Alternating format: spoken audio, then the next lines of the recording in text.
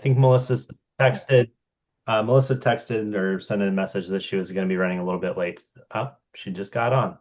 Look at that. Perfect timing. Wow. Melissa, do you want to jump in or should we get going? Um, I we can get going. We just started and then you popped on. Um, Um, any amendments to the agenda? Anyone propose any amendments? No. Nope. Mm-mm. All right. Motion to approve the agenda. So moved. Second. Seconded. Thank you, Mike and Dan. Any opposed? All right. Any stated conflicts of interest for the agenda? I have none. No. no. No. All right, hearing none. And then the topic of tonight's discussion is to speak with Mayor Yang about the project around the Purple Line station along Kenilworth Avenue. And I think the agenda, which was up, had a number of items from the email that he had sent with a bit of an outline of the project and kind of the goals for the area around the Purple Line station. So with that, are we passing it over to you, Mayor?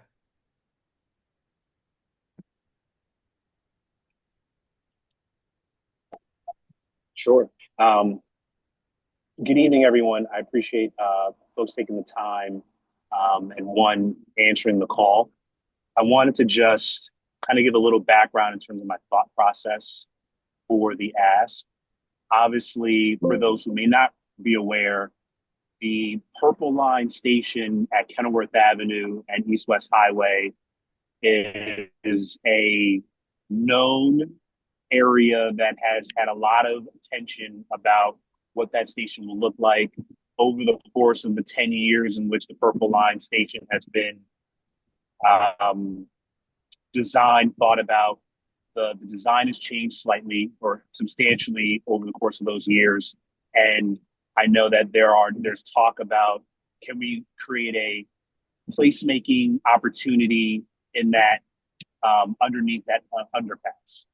And so I think there is, the point is not necessarily to sort of weigh in on the feasibility of that, but I think but what is important is how do we acknowledge the fact that this is a place that is an intersection that we know is extremely dangerous. There have been, it's a sort of high crash impact area, and everyone has acknowledged this when I've talked to State Highway Association or MDOT or the Purple Line. Um, Everyone sort of acknowledges that, yeah, it's a pretty tough intersection. We've done the walk with the Purple Line partners and actually, 30 people with vests trying to just cross a couple blocks to the station. And it took us like 30 minutes to do so because the lights weren't pedestrian friendly and it was an extremely sort of challenging um, sort of makeup.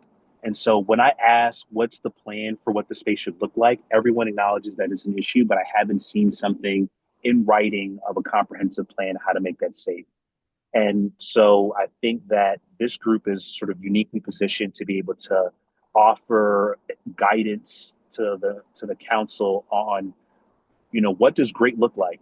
What should we be demanding to the county, to the state, to the Purple Line, sort of partnership on what we need from this intersection in order for it to be safe for both pedestrians and bicyclists, knowing that there are no parking lots associated with the Purple Line. People will not use this stop if people don't feel safe walking to it and walking from it.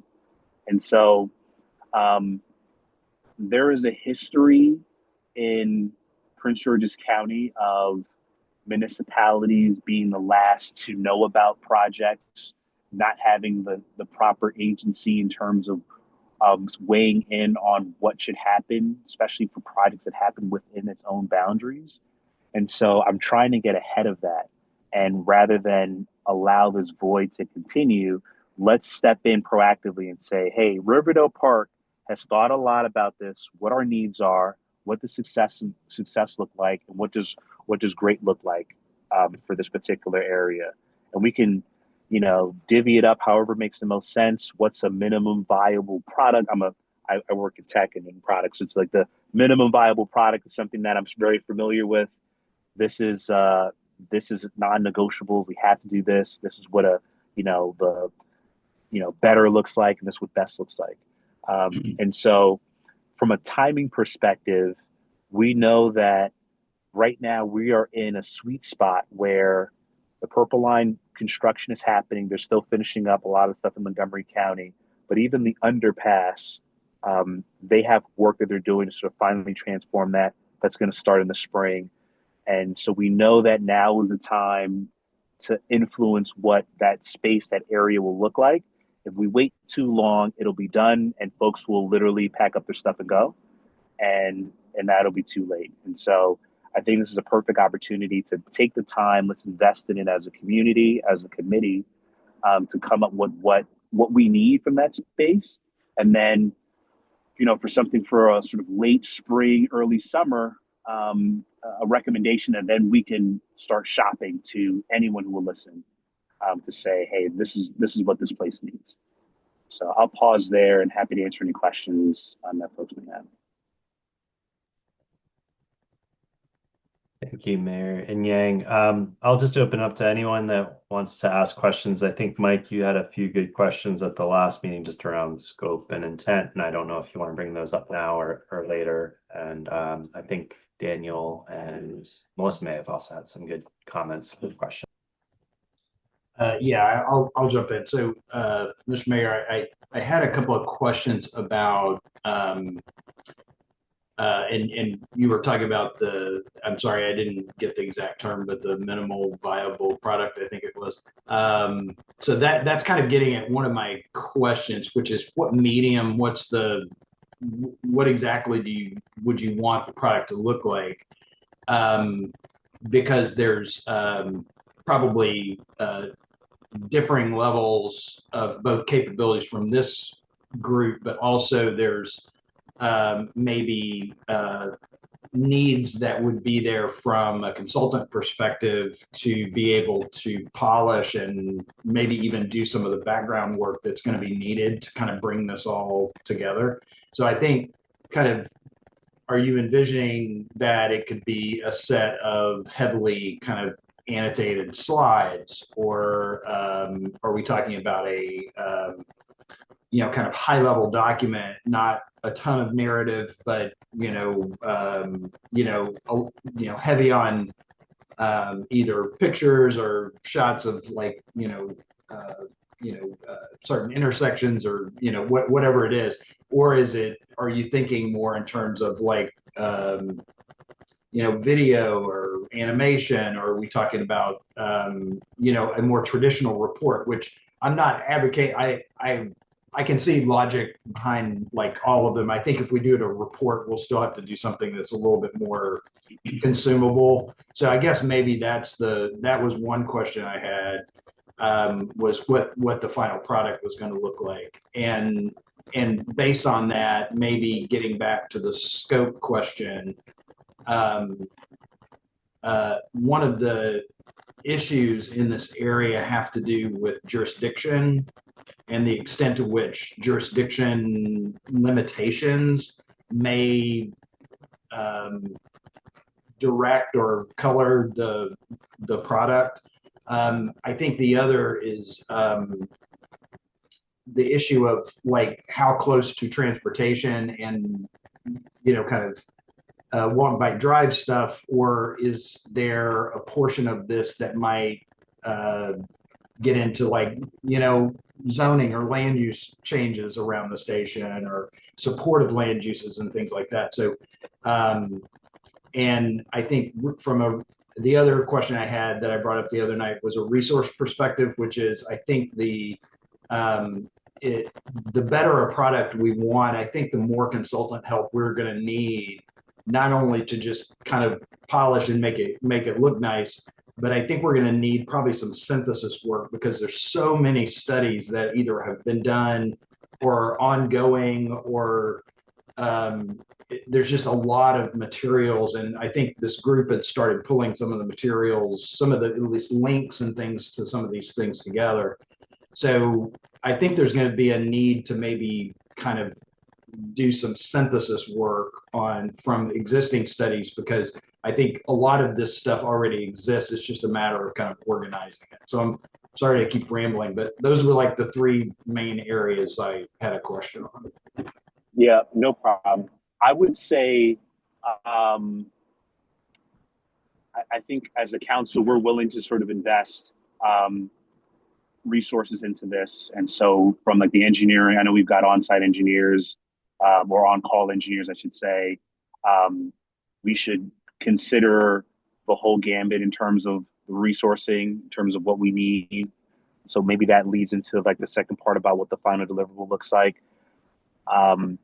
I would sort of solve for, rather than trying to figure out the best way to sort of market it. I think the most important thing is, do we have the information that we need? If that is if that's a report, if that is building on top of a study that already exists, if that is a high level rendering of, hey, this is what the art of the possible could be, and this is what we would be in favor of. Maybe we can see how things play out before answering that. But I think I understand that, obviously this is a volunteer group. What we'll need is just a single place to keep the momentum going, which is what this group can solve for. And also to lean in with your own sort of levels of expertise around this. And then to your first point about scope, I would say let's not box ourselves in from the beginning and minimize what we require and need from this, because we start already thinking down the line of, well, I don't know, it's SHA, and and we need to work with them.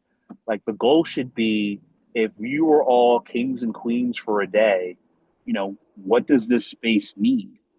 And what do we need? Because the goal is, we're going to take this and we're going to advocate for what we need with the various stakeholders that will sort of weigh in. How it gets done, who's responsible for what, don't worry about that. That'll be my job, and we'll work with all the parties to sort of bring folks together.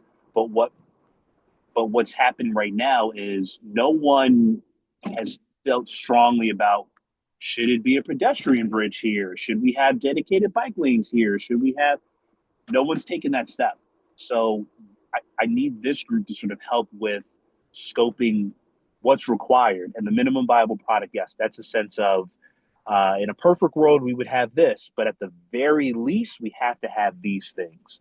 And literally the discrete list of things that we would advocate for and require, that's what's missing right now.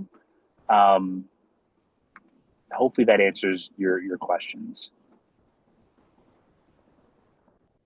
Yeah, thank you. It does. I have a follow-up to the question of scope, but it is not so much the scope of the report that we're supposed to deliver, and that very clearly answered that. And I like the analogy of being a king or queen for a day. I think that really helps build what we need to be doing here. It's very vibes based, what feels, I hate to use that term, but we're definitely going on a feeling of what we think is right, and how we should contribute to this. I like that sense. I'm thinking it more of a literal and practical scope, though. Like, what are the boundary lines that we are looking at as a committee that we're trying to provide insight to? Like, Dan's background, I think, is a very good pointer of what I'm thinking there. I think that's the intersection at of Kenilworth and Riverdale Road. Is that right, Dan? Am I wrong? Maybe not. But I was just curious, is that That like you're as right. far, Sorry. yeah, so as far over there, and how far north on Kenilworth, and how far east and west on East West Highway? Like, No, how that's a big are great we question. looking? Are we just looking at under the underpass? Great question. No, we're not just looking at under the underpass. I see it as, there is we call it the purple line kind of, transit community, the Quinsata, Katana, Patterson neighborhood, which is, if you're looking at it on a map, Riverdale Park, three of the four corners is Riverdale Park. And obviously the northeast corner is not. Um, that being said, I think we should think about um, even if we take a 2 block radius in every direction, right? With the idea of how do we make it walker and biker friendly in just a 2 block radius in every direction around it, you'd be surprised that that's going to cover a lot. So that's I believe that's River Road in terms of the south. And we should think about bike lanes, sidewalks, like how would we move people to and from the station?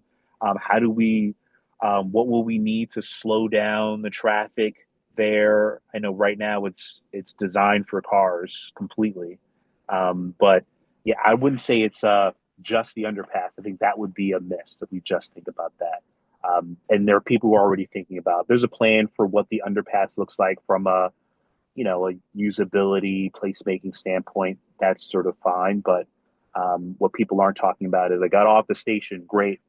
Okay, I need if I'm going south, what does that experience look like? Is it safe? If a person needs to, and the worst if you need to go in a diagonal direction. If you're trying to go to the bowling alley in Rinaldi's right now, like what is your plan to do that? How is that?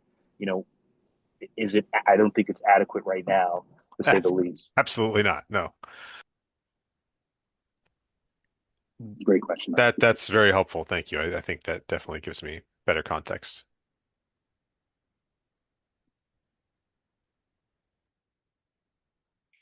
Would it be possible for us to see whatever plan is already in existence for the underpass to get a sense of like what is already going to be happening there?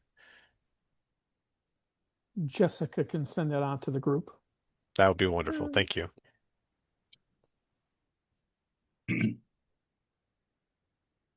I have an observation here, if anybody cares. Okay. We care. I went out there today purposely at 3:30 because it seems to be the beginning of the worst time there. And drove all around it, took pictures. I haven't figured out how to get you all the pictures, but here's what I can tell you, that this is not a new mess. This is just a growing mess. 1969, I went to Parkdale, and uh, in 70, I went to Bladensburg on a bus, part of the busing. I was always smart enough to avoid that intersection as a new driver. 50 years later, actually, it's more than 50 years later, I still avoid it as much as I can. When I'm coming off the parkway, when I'm coming back from Delaware, or when I lived in Cheverly, I would always take a left at Mega and go down that way just to stay away from that intersection. Today, I realized what I've been realizing for the last year and a half or 2 years. There is no way in the world that we should ever let a human walk under that overpass. It's Deadsville. It's always been the dead zone to me, but I see people trapped for some reason, crossing, getting caught, and the traffic is so heavy, so bizarre, and has never been straight from one day to the next. Everything is changing all the time. And we all know how many people are hit wearing dark clothing on Kenilworth Avenue. I would love to start a clothing campaign where we go to pastels or something, or even if we have to wear yellow. No, everybody's wearing black. You can't see. It's poorly lit. It's dangerous. I think if the purple line is just the least bit successful, it's going to result in a lot of death, a lot of people crossing, particularly in the dark months in December, January. And I know that this is probably the most expensive idea, and I guess we put a dollar sign on life. But I would think, there's still time. There's a couple of pieces of property on all four corners that you could have. What I've written down is boarding feeders, where places where we kind of collect people, and from these four corners rise up over the intersection and board the train or the trains at an upper level. Keep everybody off the ground and out of that intersection. And then you worry about how, bicycles could park at these same places. If you had, kiss and ride or some way. People are always going to be dropping somebody off at these places, and we have to consider it, even if we don't want that to happen. And I think we should kind of figure out a way to do that. Just keep everybody out of that quagmire. That's it. I'll send you the pictures. And I think you're right to go at least, I think, Mary, if it was you that said 2 blocks down, I think all the way down to Tuckerman and River Road on that side, where it's 431 West, and an equal distance on the other side. And when you get down to the St. Bernard's Hill, probably get them off there. It's just too big of a risk. And you could probably get commercial buildings to fund some of this. I mean, there's space for lots of growth. That Riverdale shopping center has been for sale for 100 years.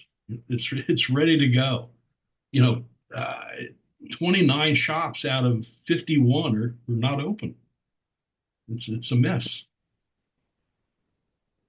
And the Shees are, almost 90. That's going to change. They can't wait to get out of there. Everything takes money, but that's the way it's going to go. That's going to be the hot point in Riverdale Park in 50 years when I'm back in high school. I think you make a valid point there that when we're doing this together as a committee, we should consider this 50 years from now. Like how will the decisions made today or when we deliver this report and everything is put into action affect the people of the future that are still using that space? How will it develop around that? And I think that's a, good way to bring us back in time so we can look forward in time. So that brings up another question I have. Sorry, I'll just jump in. Trevor, you got me thinking about something. So, and this is probably a question for the mayor, which is, the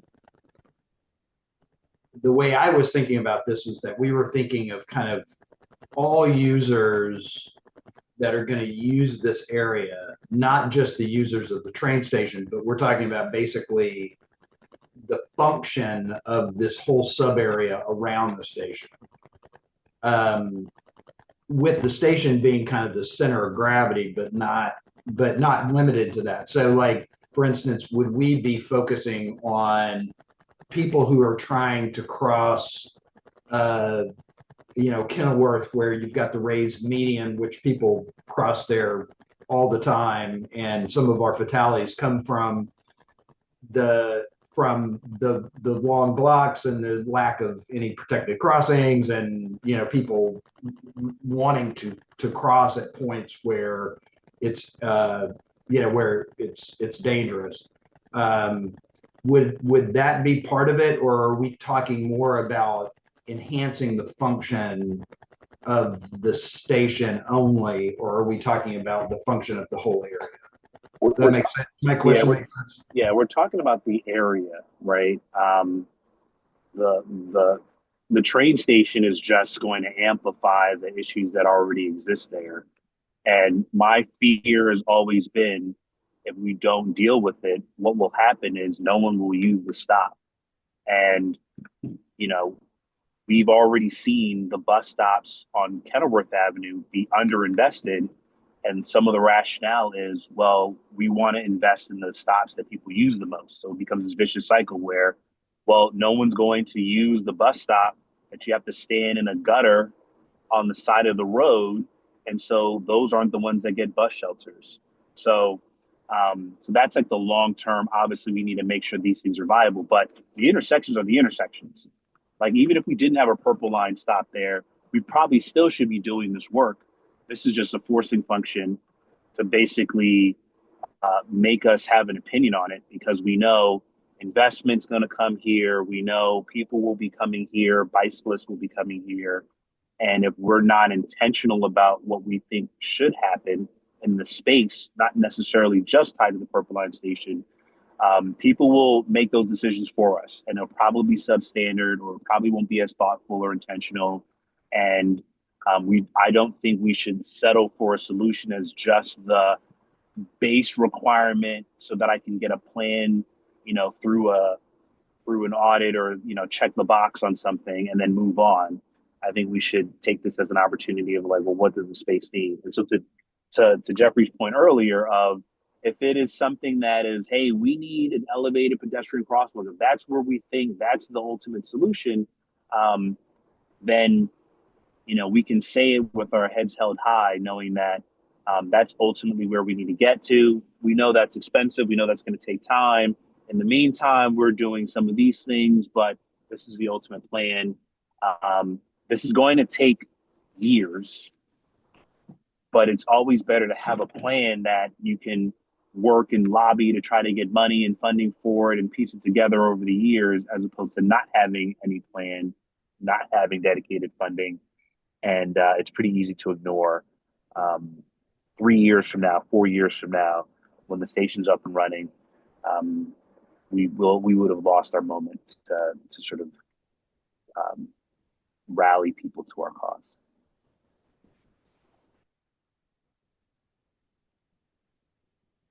So when this station was first chosen, and I know this project has been going on for decades probably, there had to be a plan for pedestrian access. Do we know what that looked like? I mean, they had to go through NEPA documents and all that kind of stuff, and they had to support putting a station there. I mean, to me, it's not even necessarily a great place to have a station. We've got one not that far away, but what was the plan to start with? And had they done it? Had they scrapped it? So, Mr. Mayor, if I can weigh in on that. Melissa, we'll get you copies of whatever it is that we know that exist. But if you look at the northwest corner, so that's the Casada Patterson neighborhood back there. Yeah. The purple line put in the new sidewalks. There's some new, little better than 3 foot wide sidewalks there. Ivy, you may have that plan document, but it's real minimal. It's very minimal. But yes, so they do have a plan, but I'm not a planner or engineer, but I would describe it as minimal. Yeah, I think John's right. I think they were doing big picture things then originally and not figuring out those details because those details were going to be left to us today. And one person that might have some deeper understanding is Paris Glendenning, because he lived in University Park. He was early on in this worrying about how they were going to get the electric train up Campus Drive when it was loaded, because 15 years ago, the motors weren't strong enough in the electric trains to get people and trains up the incline. And that's what they were worried about. They figured we'll get to the people later. There was a lot of discussion about not running over University of Maryland students in front of the stamp union. But details like that weren't worked out. And So Dan, I think that we'll probably get some elementary ideas, but I think it's us. and Dan just put a link in the chat to a study. But I know somewhere we have copies of their plan for the sidewalk connection on that corner, and how they were going to try to connect to the neighborhood. John, I'm on the planning department's website now, downloading the East Riverdale Beacon Heights plan. I know we have hard copies in the office. Yeah, I don't think it's in that sector plan. It's a purple line plan that we have, Ivy. Yeah, but I wanted to reacquaint myself. I'll look through this one to see if there's any in there. Yeah, downloading sections of it. And Melissa, I don't think what I added to the link gets to your question of like the original trains or station locations and NEPA standards, but this was in 2011, MNCPPC did a Purple Line corridor access study looking at bike and pedestrian access for all of the stations, and it includes lots and lots of recommendations. And my understanding is like very few, if any, of these are actually being built as part of the project. So it was more of a, this is what should happen, and then I don't think a lot of it's actually going to come to fruition. Well, to me, it seems like we need to pull people away from that Kenilworth 410 intersection and get people crossed at that newer signal on, was it 50, I don't know, 53rd, 57th, and then down on Riverdale Road, and then maybe having a tunnel or something that goes from the northwest corner down to the southwest corner, east of the bridge. I mean, everybody west of the river can pretty much go down to Riverdale Road to get there to provide access. But it's the other two corners. You know, it's getting from that point across the river, then across the highway to the actual station. But I don't think that we need to. I mean, I think it would be futile to come up with a bunch of ideas for that main intersection because they're two state roads and their purpose is to move vehicles. And we're not going to change that. So I actually would disagree with that, right? Because we know that Kenilworth Avenue, they're doing a whole, traffic diet study. And when I've talked to the Secretary of Transportation, I was told, yeah, let's bring this up. It's part of like a larger thing. We know that we're doing work there. And again, I'm a firm believer in if we start cutting corners or cutting ourselves short early on, we'll find ourselves with essentially what we have now, and that does us no good. And instead, we should think of it more of, in order to make that station, the intersection of Kenilworth Avenue and 410 viable, these things need to be true. And that is the reality of it. And plan accordingly, then just concede that it'll never work, it'll never happen, because then it will never work and it'll never happen, if that makes sense. But if we're going to prioritize safety, I think finding the safest places for people to cross and to be able to circulate in that area is not going to be that main intersection. And we can throw something out there, but I would like to see improvements, in those couple blocks away where it is safer for people to cross. Could this go into the earlier conversation about like the ideal versus the least viable or most viable? I can't remember the term, but just what we would do if there were no barriers, and then what kind of are the minimal acceptable things that we need to have happen for this to be a safe area. And I also appreciate your insight, Melissa, because that I do think encouraging people to use the safer access points seems like it could be both a good interim and longer term solution too. And we don't have adequate sidewalks on East-West Highway. Exactly. So I would say, like, there are things that we know need to happen that aren't here. And so if we start with the end in mind, then it's, well, what I would say it this way: what needs to be true in order to make it that people would feel safe and comfortable crossing at the corner of East West Highway and Kenilworth Avenue? Like, what there are 10 things that don't exist now that would need to be true in order for that to be true, in order for people to actually feel safe doing that. Because, like was mentioned earlier, we know that people shouldn't cross mid-block what they do because they're inconvenienced to walk all the way down to a stop sign or crosswalk. So they're going to do it.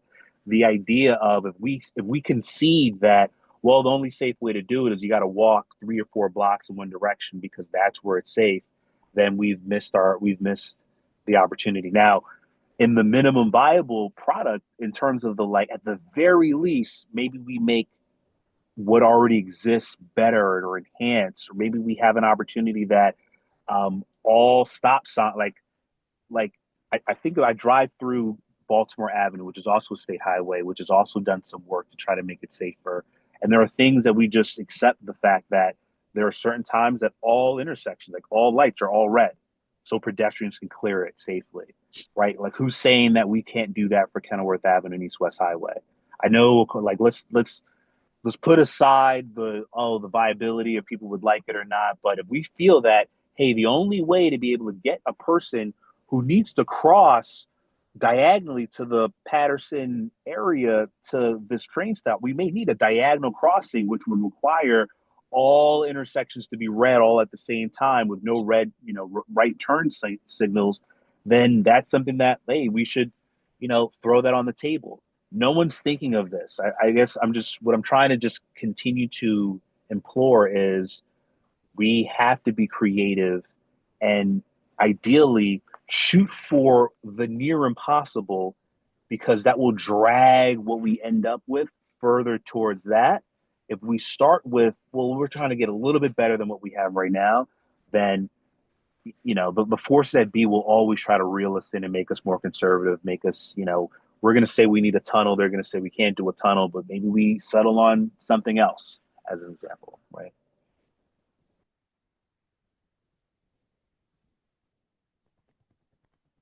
So I was going to ask a more kind of next steps practical question, if that's okay.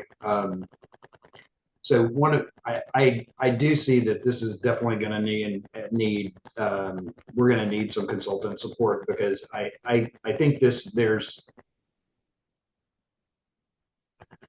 a lot of the studies that I've looked at this, in this area, so many of them have recommendations that are either very similar, the same, there are common problems, things like that. And I really do think that it would be good for us to, obviously, us look at those studies, but it's also, I think there's some good kind of synthesis work that could probably happen, and not extremely detailed, but kind of just, bringing some of the recommendations together in one place, so that then when we're consuming the information, we're I think a little,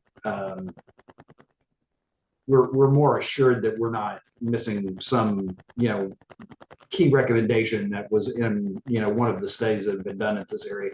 As Jeffrey said, this has been a mess for a long time. So there's been a lot of study of the mess. And so I definitely would want us to make sure that we're taking advantage of past studies that have been done.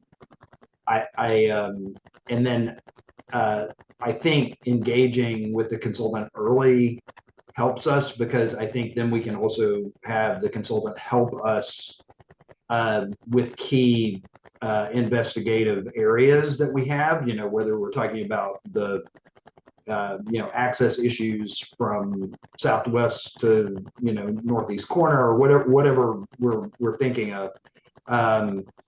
So I guess the question I have is, if that sort of support is going to be made available to us, how do we proceed with that? Can we get a contact at our on-call consultant to actually attend a meeting with us the next time, so that we can talk through practical next steps about how we might move forward, and also kind of think of them as a team member, because I really think that that's going to be important for success here. I don't know if anybody else has that point of view. I'm just trying to realize also what I think are probably just going to be the limitations of an all volunteer group versus a volunteer group with some consultant heft behind us, I think, and support. I think we're going to need it.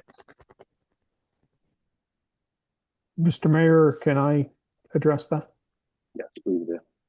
So a couple of things, Mike. One, so the staff team is here, and we will be working to assist you in this. I think at different phases in this, having a a consultant, if you will, one of our on-call folks involved makes good sense. Ultimately, I think we'll do renderings and that, whatever these ideas are. And so maybe the group could outline what it is that you'd be looking for the consultant to do. We would make the selection from the various, because we have 3 engineering firms. So if we understood what it is you would be looking for, then we certainly can invite them to a meeting, and that we would want to run that stuff through Ivy, and Ivy would coordinate and have the person come and that sort of thing.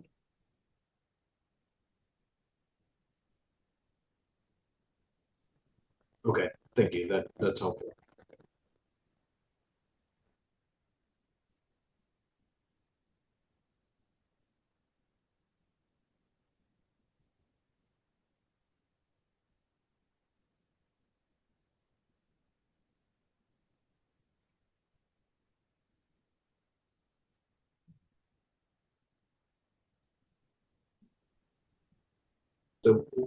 So I'll break the silence, which I've been known to do. So as a group, what do we feel like we need to do is the next step? Should we have a working meeting of some sort in the near future to maybe talk through some of the more foundational kind of issues? I guess the question I have also is there's this quorum thing that I gotta say, I do not understand, if when have to provide public notice and when we don't. So I'll just plead ignorance and throw that out there and have no answer. But it seems like with the timeline we're talking about, we probably need to get on the stick. I agree. I don't think it would be bad if we, I mean, if we don't want 1 million people there, if the public notice is just put out but not heavily advertised, people aren't probably not going to show up, just like they're not here tonight. That's just the nature of things. And then we could just meet, I don't know, because this would be a whole lot easier in person. I agree with that. I think it would be nice to meet. Jessica, what's the notice requirements for the meetings? How many days? Is there a certain number of days? We typically try to give 48 hours, maybe as much as possible, frankly. So, once we figure out a date, we try to advertise that right away. The agenda is about 24 to 48 hours. I'd lean heavier onto the 48 hours or more, just so that we give folks the opportunity to see what we're doing. This sounds to me like what you're asking for is like a work session, like we would have for a mayor and council meeting. And it sounds like you'd like to do this in person in the town hall. We won't be able to do it necessarily in a hybrid format, so it would be just more like an in-person type work session gathering. And we could certainly set that up whenever you'd like. We just have to find a date that works for everybody, which is not always easy, but we could work on that in the next week or so as far as figuring out a date and then move forward with the work session component. And I think if a handful of people who are not on the committee showed up, that's fine, because Yep. they're only going to come if they're really interested, and they'll bring good ideas with them. Yep. If you have something set, by next Wednesday, somebody from this group could come to the Riverdale Park Business Association meeting and announce it, discuss it, say whatever. We can blow the horn that way too. And it certainly affects a lot of businesses. And you probably want a lot of businesses participation in this. I think this has commercial possibilities all the way around. I mean, somebody's got to build this stuff. So, And Mr. Mayor, perhaps you want to join in. The only caution that I would give is that this doesn't become a large community outreach type thing.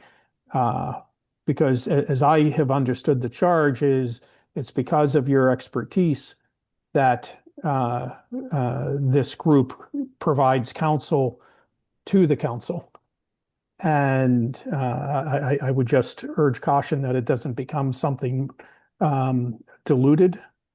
And with the tight timeline, I think that would be a concern as well. The other thing I would mention is if you all can come up with a list of what it is in terms of the synthesizing work, we can have that started tomorrow. So as soon as we receive that from the group, Ivy, if you and I can get together and talk about what firm we would have work on this, and then we can have them going through and synthesizing things. Yes. And Mr. Mayor, did my comments make sense? Yeah, I would agree. We're not ducking the public, and so if someone shows up and they want to participate, they can. But this is not like designing a new town seal, right? Where we intentionally made sure a bunch. Am I frozen? We can You're hear you, frozen. but your video is. Okay. Everyone else's video is frozen, so I guess it is me then. You can still hear me though? Yes. Yeah. Okay. Basically, was just saying that like it's not something where it's like an intentional long public process where you want to get a lot of feedback. This is we need something, we need it timely, and one of the values of having a committee like this is because there's already a group of residents who have expertise and interest in this, and so it's literally, um, you know, you all can feel empowered to, you know, bring forth a recommendation that you think makes the most sense, and then the rest of the council we can sort of weigh in on that and move forward. But and if a person shows up, then they're interested enough, and it's probably nothing's wrong with that. I wouldn't, but I wouldn't. We don't think we need to go out of our way and try to, not invite the public or make it hard for them to come in because if someone's interested, they'll participate, and that's perfectly fine.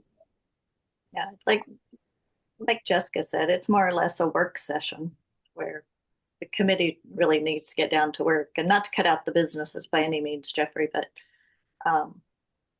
when we have something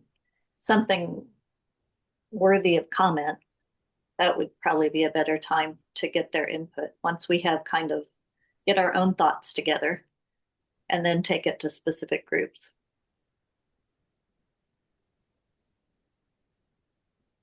We're not going to forget that businesses want cars to get to their locations.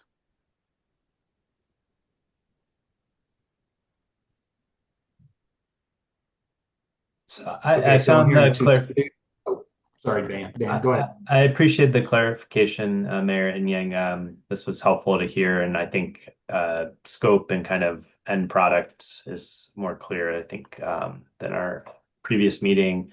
I think the kind of outline and charge that you gave us with kind of some of the factors that we're looking at will really help guide kind of the work. And I agree with Mike, there's a lot of old studies, so synthesizing some of those would be helpful. It's kind of sounding to me that we're going to try to convene a work session in person to start kind of coming up with some overall ideas and visions and suggestions and work those through as a group. And then it also sounds like we have the opportunity to then either continue to meet periodically as a larger group or in smaller groups informally. And I think it would be helpful if folks could take a look at skim through the prior plans before we do meet in the work session, just so folks have some familiarity with what's been proposed before. And the only other comment that I had was, I know the Kenilworth Avenue Pedestrian Safety Action Plan meeting keeps getting postponed because of the weather, which is understandable, but I did reach out to the contact to ask if they can post those materials if the meeting is going to be more than a week from now, because it feels like it's going to be a month afterwards, and they're pretty good about posting those 24 to 48 hours. And that plan actually seems like it might have a more tangible impact on our work, since it's more likely to come to fruition than some of the other plans that are floating out there for decades that haven't really moved forward.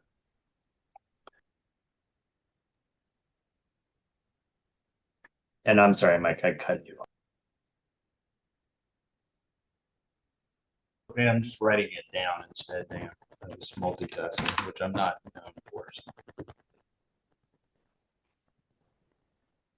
I just put it what you said in the chat, basically.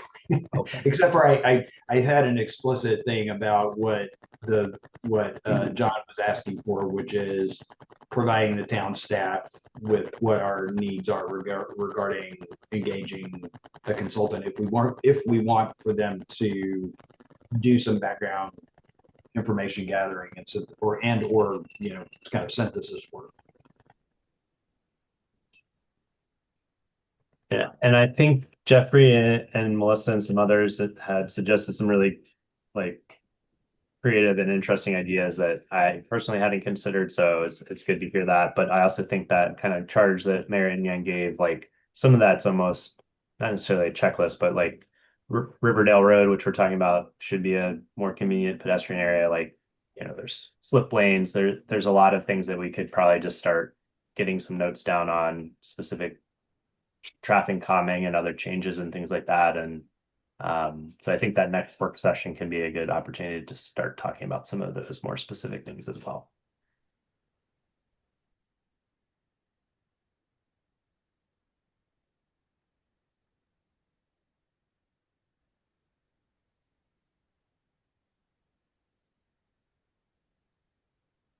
Since we won't have the opportunity to speak with Mayor Yang anytime, does anyone have any last questions for him before we start to wrap up?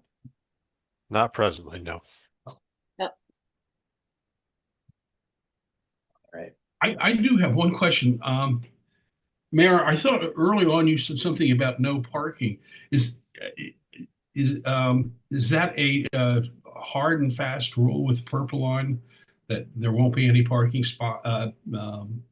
lots near any of the stations? Yeah, you don't see like there's no kiss and rides or anything like that. If there's parking that happens to be around, then it's by chance. But even if you look at the one that's on River Road, it's just kind of plopped in there. There's no parking there. Obviously, there's parking at the College Park But they're Metro. just not incorporating it in the general plan. Exactly. It's not. The goal is It's that not it's prohibited. accessible. Yeah. Yeah, I don't think it's prohibited, but they're not building any parking, so Right.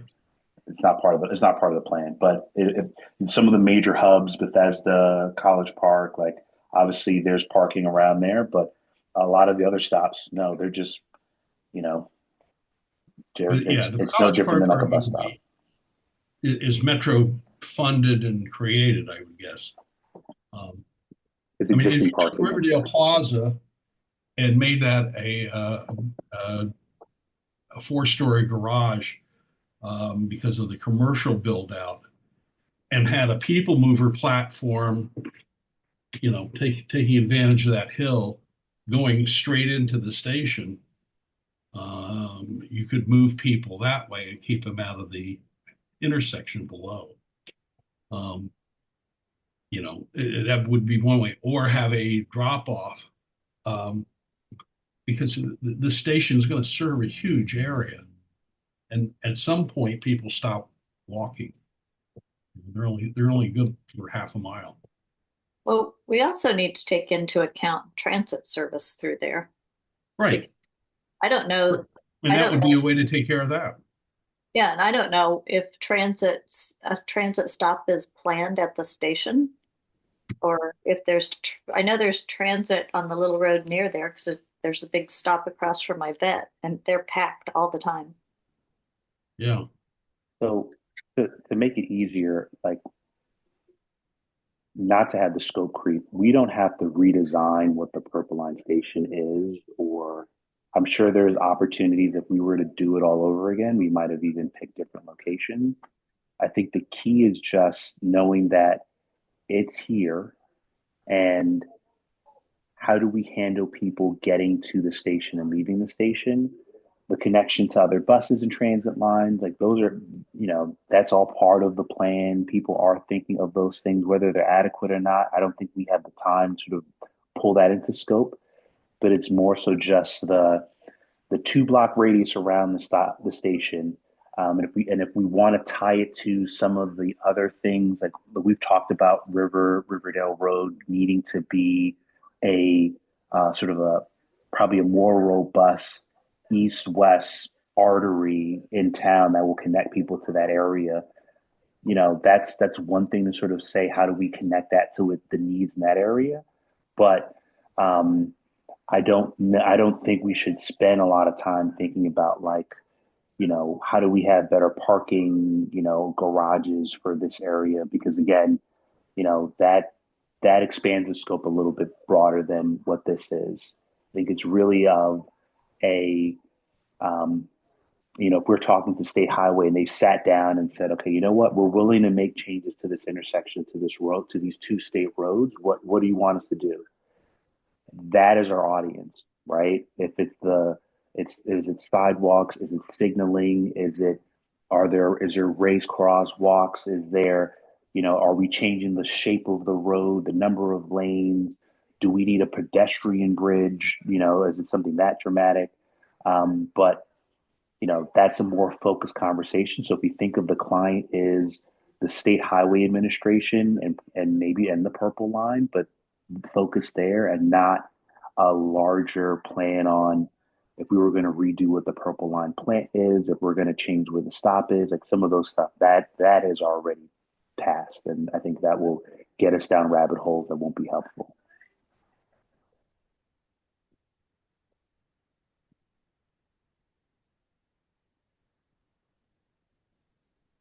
And I'm sorry, I do have one last question. So if River Road Tuckerman is kind of our boundary to the north, are we looking at Carter Lane Greenway Drive to the south? That's about the same distance, but it's more than 2 blocks. I don't know. Or should we do something? Is it 2 blocks or kind of the same general distance? I'm actually on the planning department's website requesting a map. I was going to ask for a 1/2 mile radius from the Riverdale Road Purple Line station. Okay, that would be great. Okay. So I think the common understanding is that people will willingly walk a quarter of a mile, but Right. if they really have to, a 1/2 mile is doable for most people. But the other thing to keep in mind is the scope also includes biking, which expands the radiuses quite a bit. So I know that we don't want to go out like a mile. I'm just saying, I think we're also considering some bike access as well. So it might make some sense to be large, certainly go larger than smaller. I started at a mile, and that was quite a distance. Yeah. The other thing I was just going to mention is the past studies that have been done. Some of the recommendations that would make sense to kind of pull into this. The scale may lead us in certain directions too, because we may want to include certain recommendations for certain areas in our recommendations that might lie right outside of some like kind of arbitrary boundary. So I just want to maybe we play that by ear. If I can just make sure I'm understanding this.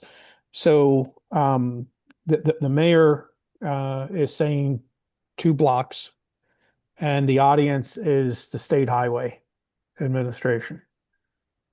Certainly in the 1/2 mile and in the mile, you're going to have different audiences. and because you're talking about different owners of roads and different items. So we'll get whatever maps the group wants. But how about if we kind of do a circle that shows the 2 blocks and then a quarter mile? A mile is going to put you on the other side of our town. Um, and so we'll get you maps with different circles moving out. And perhaps at a future phase, looking at the different audiences and that. Because I'm considering time for you all as well. If you're broadening this, then are we going to have something for to the council within the time frame?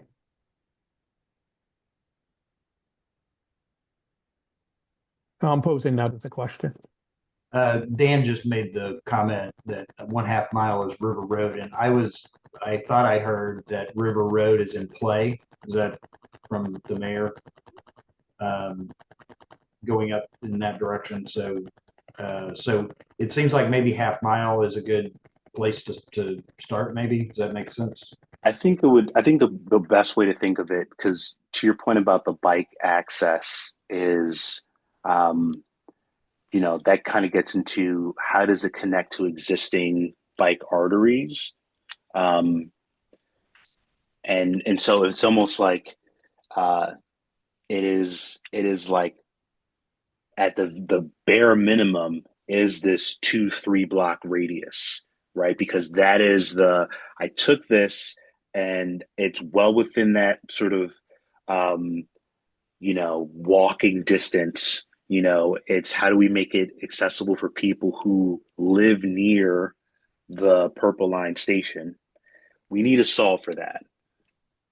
And then when you start talking about the 1/2 mile, then it starts getting into, well, how does existing infrastructure start to tie into this, right? That starts getting into probably around parts of Riverdale Road, on still probably on the east side of the river, obviously River Road, but that's already going to another stop, right?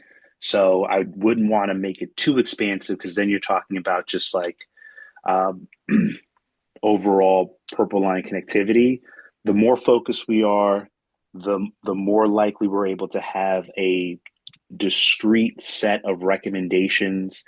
The more we can have it focused on, the intersection, and the problems and troubles that it has, as like a need to have, because the more we expand it out, to John's point, the more it becomes, well, I don't know, that's actually a county road. We're not responsible for that. And this other thing, like I'm trying to find something to pin down State Highway and the Purple Line to be like, to Melissa's point, the decision was made to make this a stop. So, the investment's already here. This is what we're stuck with. Okay, what can we do to make this the best version and safest place for people to go, whether they walk or they bike, to this particular area? And so, for the interest of time, and this is one of those, we can always take another revision to this. And I think to Dan's point and what's been brought up earlier is, it's not as if no one has thought about this. We actually have the opposite impact, where there are a lot of people who have thought about this space. They haven't not, but what I haven't seen is universal alignment in terms of this is what needs to happen. I see a lot of, this would be helpful. This could be good to use. And so maybe a first step is just, hey, these are the 4 or 5 different plans and people have talked about it. We actually looked through most of them and actually think that this is a good starting point. Maybe there's one, study that already did a lot of the heavy work, and it's like they actually have a pretty good plan. It'd be great to have something that the town can sort of endorse and have a perspective on and push for, because ultimately, whatever we come up with, we'll go to State Highway. They will say, "Oh, we have a plan that solves for this," and then we can say, "Okay, let me see your plan," and has it stack up against what our sort of requirements are. But starting small will make it a lot easier. We can always expand it out later on as we have time or it makes sense. But I'm very sensitive to the Patterson, Cosada, Quintana, like that neighborhood.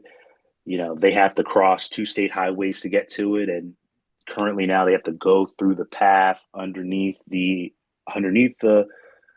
bridge to come back out to then walk around. Like that's probably the safest way that they could do this. And we should be able to solve for that community who have had to obviously endure the 10 years plus of the construction up close and personal. So I'll stop there and get off my soapbox. But I do appreciate everyone bringing the ideas, solid questions. I know it's not an easy ask, and we'll try to bring as many resources together, but guidance from this group of we need help with these particular things. We think a rendering which sort of shows something like I think as a council we're willing to invest in this, but you're the tip of the spear to help us figure out where do we begin.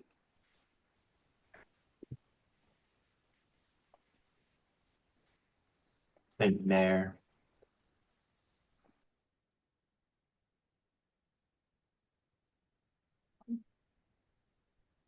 So I think that's probably a good place to break for tonight. Unless anyone else has anything pressing to bring up, we'll work on finding a time for the work session. And Mike, are you okay kind of putting together kind of a short message on what you had for the synthesis work and just sharing that with the group? That would be helpful. And Sure.